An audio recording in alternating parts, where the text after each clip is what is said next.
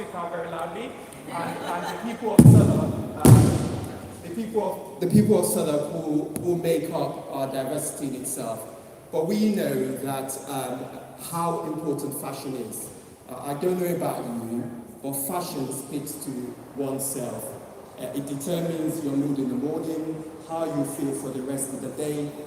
It determines your productivity in the day sometimes.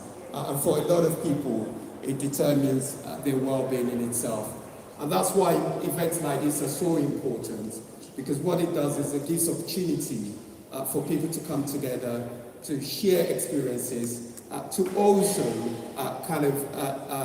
put a shine on how important fashion is in itself. And I know today you will get to see many creativity amongst our community in itself.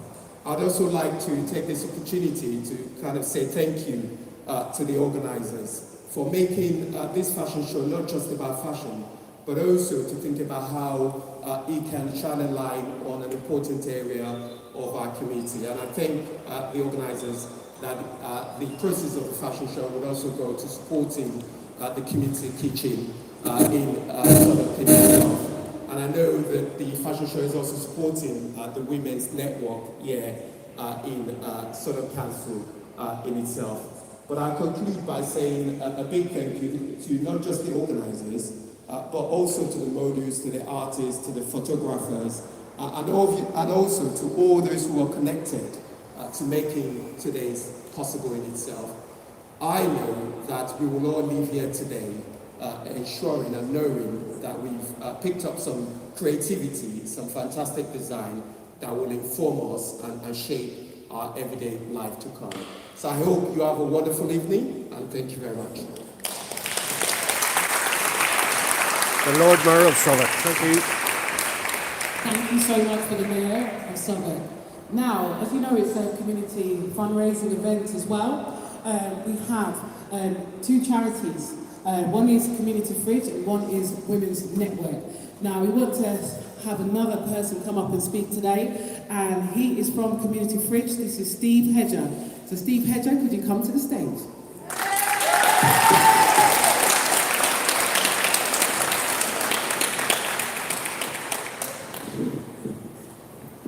Hello, hi.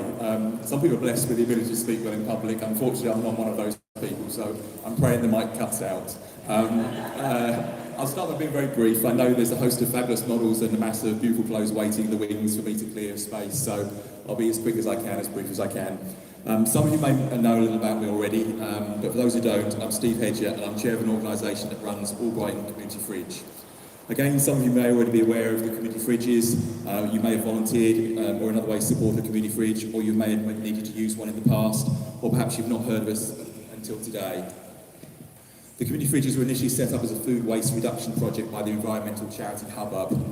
Although at their core, community fridges are a vehicle for reducing the amount of perfectly good food that goes to waste every day, in recent years they've become an essential part of the lives of many people simply because we give out free food. Unlike traditional food banks, the community fridges focus their food collections towards food retailers. All Brighton Community Fridge makes over 170 collections from food retailers every week.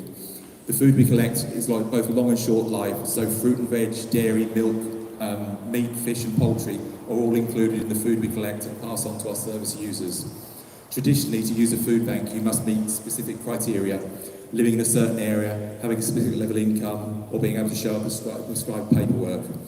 Very often you're limited to the number of times that you can attend. Hungry people very often don't live in the right place. Today there isn't a particular threshold at which a household can survive and another when they go hungry. Circumstances change very quickly and bureaucracy doesn't, so all too often people don't have the right paperwork to get the food that they need. All Brighton, like all the community fridges, operates in a very straightforward way. If you come to us with, in need of food, we provide it. We don't make judgments about where you come from. We don't take a view on whether income is too much or not enough. We don't ask for paperwork you can't provide. We simply give you food. All Brighton Community Fridge remained open through the recent COVID pandemic, expanding our services to provide over 550 deliveries of food to people shielding and self-isolating. Our team of almost 500 volunteers provided food for over 2,500 people a week.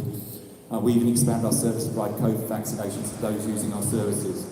Whilst we hope that after the pandemic we would see a dramatic drop in demand, unfortunately we haven't, and we're currently providing food for around 1,700 people each week. As a voluntary organisation, we don't receive any core funding for running the community fridge. We have, though, been very fortunate in the many and varied ways people have found to support us, tonight being a very good example of that. Please take a few minutes when you have time to check out our social media. A number of people you might know have been very generous with their time in endorsing our work. I won't tell you who it is, I'll let you find out who they are. Robertson always likes to refer to them as my celebrity friends, but they're not really, but they've been very kind in supporting us, and so please check them out. All this brings me back to why we're here tonight, another creative way to increase our profile and fundraise. If you're accosted by one of our all-right team this evening trying to sell you raffle tickets, which has already been mentioned, please support us if you can. We promise you the money you give us will be used for good use. Thank you very much. Cheers.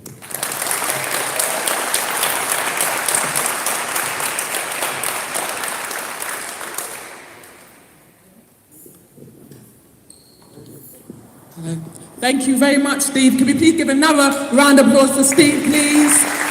It's always lovely, to know that we've got food banks and, helping the community, especially during these critical times, because, we've got cost of living and COVID isn't really over, really. So thank you very much, Steve, for all of your hard work. And now, can we please welcome our second charity to the stage, and that is Cheryl Charles from the Women's Network.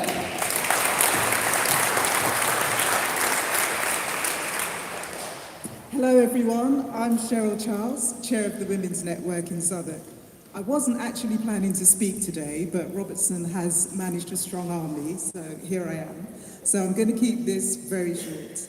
The Women's Network was established in 2016 in Southwark as a forum to bring women together to promote gender equality in the workplace. We want to amplify women's voices and help women to be the best that they can be. We receive a small budget from the council, which I've been very adept at stretching to its utmost, and we use this to deliver a range of activities, events and networking events throughout the year. We also do work around women's health issues, and we promote ADHD and looking at period poverty for the young people in the borough. This is why I've been very pleased to have been asked to be a sponsor here today. We know that fashion and creativity can change someone's mood. If it's really dull and dark outside and you're feeling a bit low, you get off the train and everything is grey, and then you see someone who's dressed very well, looking vibrant in bright colours, and it just lifts your mood and makes you feel, like today isn't so bad. And we know that fashion and clothes can change your mood, change how you present yourself, how your poise, your stature. So it's really good that we are able to use clothes to give us confidence where it might be lacking. Some people call it an armour, but I see it as just more of an expression of ourselves. I'm really looking forward to this evening and seeing all the fantastic models that I know are lined up today. If you want to find out any more about the work of the Women's Network, please just grab me in the evening. I'll be around because I'm always happy to talk endlessly about it. So thank you for your time and enjoy this evening.